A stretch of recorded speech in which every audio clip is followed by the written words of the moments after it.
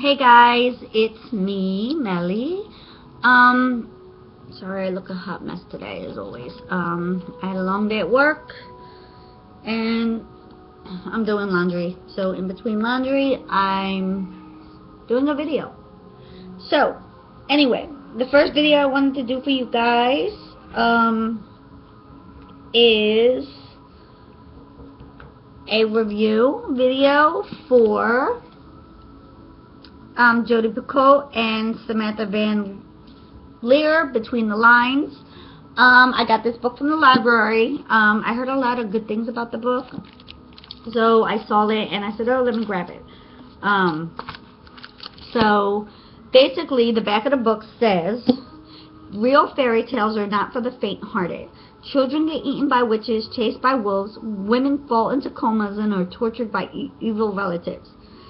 Somehow, all that pain and suffering is worthwhile, though, when it leads to the ending, happily ever after. Suddenly, it no longer matters if you got a B- on your midterm in French, or you're the only girl in school who doesn't have a date for the spring formal. Happily ever after trumps everything. But what if ever after could change? Okay, so basically, just to give a quick rundown of the book without giving spoilers, the book is about a girl whose father left when she was a little girl and started a new family. Her mother, I guess, struggles to take care of her, works all day cleaning houses, and, their kind of getaway was to, I guess, watch Disney movies, Disney fairy tales. And so she really likes that whole fairy tale idea. One day she finds a book in the library, in her school library, called Between the Lines, and she reads the book, and all of a sudden,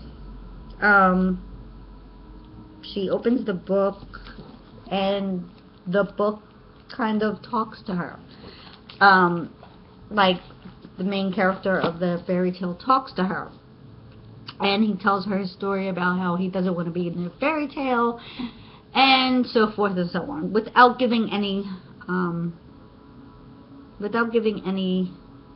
spoilers. So she tries to find a way to get him out of the book. They try all these crazy different things. Like basically, he tells her that when the book is closed, they lead their own lives. That it's kind of like they're actors in a story. That it's he's stuck in a story he doesn't want to be in. And at first I thought that it was like, okay, maybe he was cursed and put into the story as a curse or something like that. But as the story goes on, she discovers the author of the fairy tale, who was not known for fairy tales. She was actually known for horror stories. She finds the author and she's like, well, first, before I get into all that, she starts talking to the character in the book, and her mother kind of thinks she's gone a little nuts and takes her to the therapist, and nobody believes her that these things are happening. The story goes back and forth between her, what's going on with her at that moment, or what's happening, the character in the book, what he's doing when the book is closed, and then it also gives the fairy tale that he's in, like the story of the fairy tale. So it's a story within a story. At first when I started reading it, when I opened it up, I started it on Monday and I finished it yesterday. So yesterday was Saturday. At first when I first started reading it, the first chapter, the first chapter, I got a little confused because I'm like, okay, what's going on here? Then I went back and I read it again and I realized what they were doing, or how the book was written. And then I was like, okay, I get it. So it starts out as the fairy tale that the book is about, Between the Lines, and then it goes to the character who has the book, and then it goes to the main character in the fairy tale, and so forth and so on. So like I said, it's a story within a story, so to speak. Anyway, so later on in the book, she finds the author of the fairy tale, and she kind of runs away. And she finds the author in Cape Cod, and she's like asking her, like, you know, what if?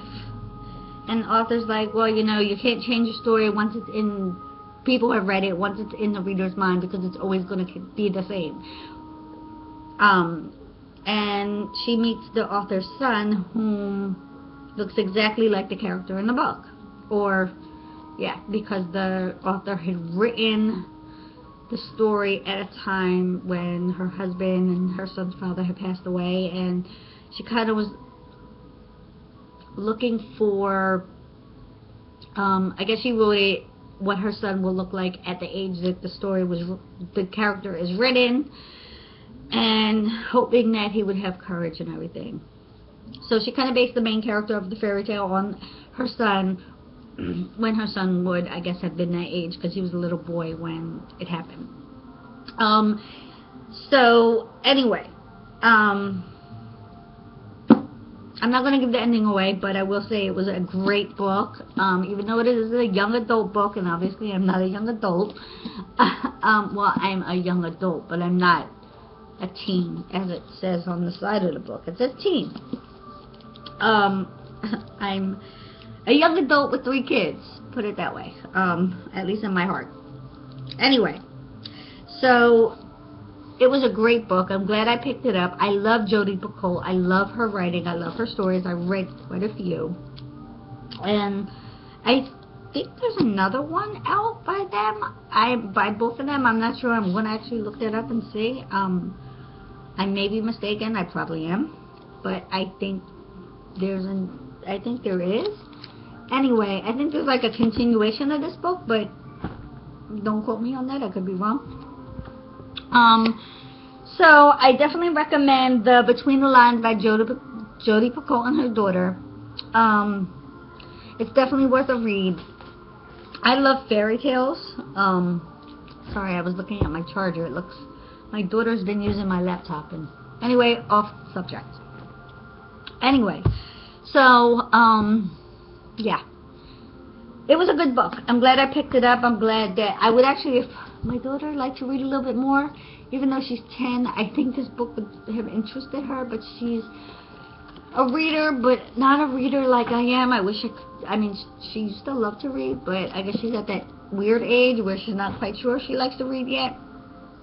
Anyway, so if you have a daughter, or even if you like young adult books or teen books, I definitely recommend it for you or your book lover child, or just to, even if you want to recommend it to somebody. And I hope to actually see more from them, like I said.